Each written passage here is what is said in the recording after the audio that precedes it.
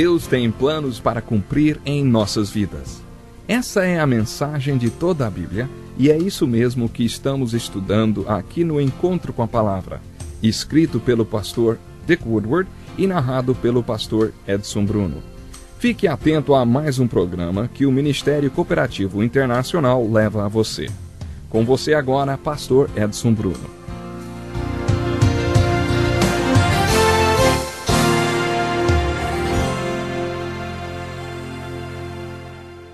Bem-vindo a mais um programa Encontro com a Palavra. Acabamos de iniciar um estudo do primeiro livro da Bíblia, o livro de Gênesis. Ao final do nosso último estudo, eu estava comparando o relato bíblico da criação com a evolução ateísta. Seria bom você fazer algumas observações quando ler o primeiro capítulo de Gênesis e estudar a criação à luz desse livro, a fim de chegar a certas conclusões interessantes. Observe primeiramente o seguinte: o relato da criação de Gênesis registra tudo o que existe hoje. Tudo é resultado de 3 atos principais de criação da parte de Deus. Há muita mutação e desenvolvimento entre esses 3 atos de criação. Depois desses atos originais da criação, o Espírito de Deus continua a manipular, mudar e desenvolver essa criação. Existe um paralelo entre o relato da criação e aquilo que muitos cientistas acreditam. Os cientistas estudam as formas de vida que existem hoje e observam suas mudanças e desenvolvimento e então dizem: isso existe, a vida se desenvolve, isso evolui, isso sofre mudança. Alguns cristãos ficam horrorizados, têm chilique e dizem: não pode ser isso. Muito bem, quando você lê o relato da criação de Gênesis, o que ele diz, hein? O que ele realmente diz? O livro de Gênesis diz que houve 3 atos de criação, mas que entre um e outro ato de criação houve mutações e desenvolvimento. É aqui que eles discordam. A expressão Deus e bara aparece 3 vezes no relato bíblico da criação. Deus criou. É nesse ponto que muitos cientistas discordam do relato da criação. Alguns deles não consideram esse dado porque ele foge de sua realidade. O criacionismo envolve o sobrenatural, o subjetivo e o espiritual. De acordo com os cientistas, você não pode ser científico em cima de dados sobrenaturais. Resumindo, acho interessante considerar os paralelos entre a ciência e o relato da criação de Gênesis. Existem 3 pontos para os quais os cientistas ateístas têm extrema dificuldade para encontrar respostas. Há 3 pontos onde o relato de Gênesis diz: criou Deus. O cientista ateísta tem dificuldade para responder essa questão. Mas como tudo começou? Quando você começa do princípio, eles realmente não encontram resposta nenhuma. Lembro-me que certa vez participei de um seminário numa conhecida universidade e um renomado cientista estava dando uma palestra. Quando ele disse: nós chegamos nos gases. Aí eu levantei a minha mão e ele me olhou através de seus óculos fundo de garrafa e disse: não me pergunte de onde vêm os gases, hein? Bom, era exatamente essa pergunta que eu ia fazer. Você está vendo? Todos eles, todos os cientistas param na questão de onde tudo se originou. De onde tudo começou? Esse é o ponto onde a Bíblia diz: Deus. Deus criou. Devido à maneira como os cientistas definem as disciplinas da ciência, um cientista sempre vai dizer: eu não consigo acreditar que Deus criou. Pessoalmente, eu acho difícil entender por que os cientistas dizem que eles acreditam na teoria do Big Bang, por exemplo. Houve esse grande Big Bang, explosão. Tudo começou de alguma maneira. A Bíblia diz que houve um Big Deus, e que esse Big Deus criou. E foi assim que tudo começou. Esse Big Deus criou. É mais fácil crer no Big Deus do que crer no tal de Big Bang. Os cientistas não conseguem encontrar uma resposta para a pergunta: mas como tudo começou? Eles não conseguem responder.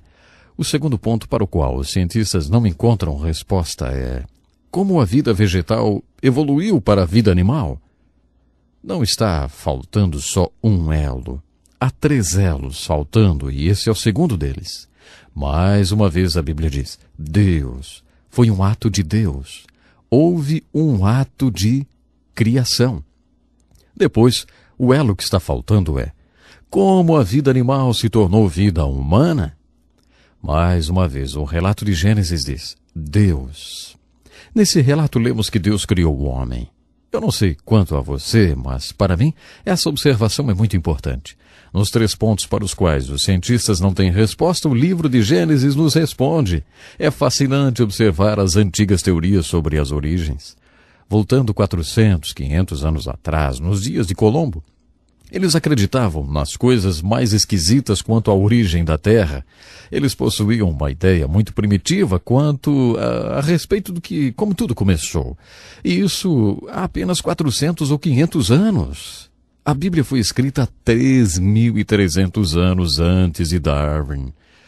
Não é incrível que 3.300 anos antes de Darwin, o autor de Gênesis tenha dito: a vida muda e desenvolve? Isso é muito interessante.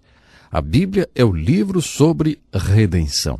Mais uma vez, existem 1.189 capítulos na Bíblia e apenas 1,5 capítulo fala sobre a criação. A criação não é uma disciplina da ciência. Essa questão pertence ao campo da teologia ou talvez da filosofia. Eu não sei se você já estudou filosofia. Eu estudei. Filosofia, eu acabei estudando por 1 ano e o curso terminou com o professor fazendo a seguinte afirmação. Durante esse ano concluímos 4 coisas, ele disse, e escreveu no quadro negro. A primeira é: eu não sei. Ele escreveu no quadro. Depois de 1 ano estudando com um de seus alunos, claro, achamos que era bem provável que ele estivesse certo. Ele não sabia. A seguir, a segunda conclusão, ele também escreveu no quadro. Vocês não sabem. Claro, se ele, com todo o seu estudo, não sabia, quem éramos nós, seus alunos, para dizer que sabíamos? Bom, assim aceitamos a sua conclusão. Sua terceira conclusão, e ele escreveu também no quadro, era: ninguém sabe. Baseados em todos os textos que tínhamos lido durante aquele ano, não era difícil aceitar isso também. Sua quarta conclusão foi, e ele escreveu também no quadro: é inteligente pensar sobre isso. Isso sim é filosofia. Primeiro é: eu não sei, você não sabe, ninguém sabe, mas é inteligente pensar sobre isso. Se você quiser, poderá enquadrar a criação no campo da filosofia. Poderá chegar à mesma conclusão do filósofo e dizer: eu não sei nada sobre a criação. Você não sabe nada sobre a criação. Ninguém sabe nada sobre a criação. Mas é inteligente pensar sobre isso. O livro de Gênesis começa nos dizendo que a questão da criação pertence a Deus. Deus criou. Apenas Deus estava lá. Só Deus sabe. Portanto, a única pessoa que pode chegar perto de alguma conclusão sobre as origens é o profeta que tem a revelação de Deus. É exatamente o caso de Moisés. Moisés foi um profeta. Ele subiu o Monte Sinai 3 vezes e ficou lá 40 dias e 40 noites sem comer e disse: Deus, eu quero uma palavra sua mais do que eu quero comer. E Deus deu a ele uma revelação. Deus deu a ele uma palavra, os 5 primeiros livros da Bíblia, Gênesis, Êxodo, Levítico, Números e Deuteronômio. São essas a revelação que Moisés recebeu. Essa revelação começa com uma simples afirmação sobre a criação. Essa afirmação é uma revelação de Deus. Mesmo sem pretender esgotar a matéria da criação, creio que ela diz a verdade sobre as origens e que será confirmada como verdadeira. Quando a questão é criação, temos 2 posições completamente opostas. Francamente, eu não quero ser forçado a optar por nenhuma das 2. Por outro lado, temos os crentes conservadores que dizem que se você crê na Bíblia, então tem que acreditar que a Terra possui apenas 6.000 anos de existência e que o homem também só existe há 6.000 anos. Você não tem que acreditar que a Terra e o homem existem há 6.000 anos para crer na Bíblia, porque a Bíblia não fornece nenhuma data. Se Deus pôde criar Adão como adulto, ele pôde criar um universo adulto, é lógico. Um repórter de um programa de televisão certa vez perguntou ao Billy Graham: Dr. Billy Graham, como o senhor pode dizer diante de todas essas pessoas que a Bíblia diz, sendo o senhor formado em antropologia? Ele respondeu: olha, para mim não há problema algum. Existe um problema para você? Então, o repórter respondeu: Um antropólogo deveria saber que a Terra tem bilhões de anos e a Bíblia afirma que ela possui apenas 6.000 anos.